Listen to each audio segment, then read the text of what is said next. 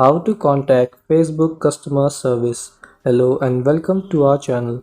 In this tutorial, I'm going to show you how you can contact the Facebook customer service on the Facebook app. So please watch till the end to properly understand the tutorial.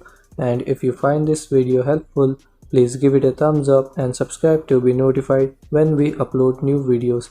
So without any further ado, let's get started. So open the Facebook app and tap on the menu in the top right corner. Scroll down, tap on help and support, and here tap on report a problem. Here again scroll down, and if you want to report abuse, tap on report abuse. Here you will see how you can report abusive content or spam. So if you want to report a technical problem, tap on report, scroll down and tap on continue to report a problem.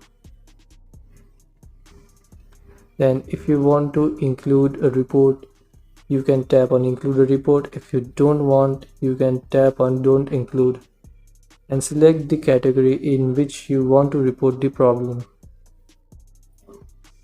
And now if you have the screenshot of the problem, you can tap here and select it from your gallery.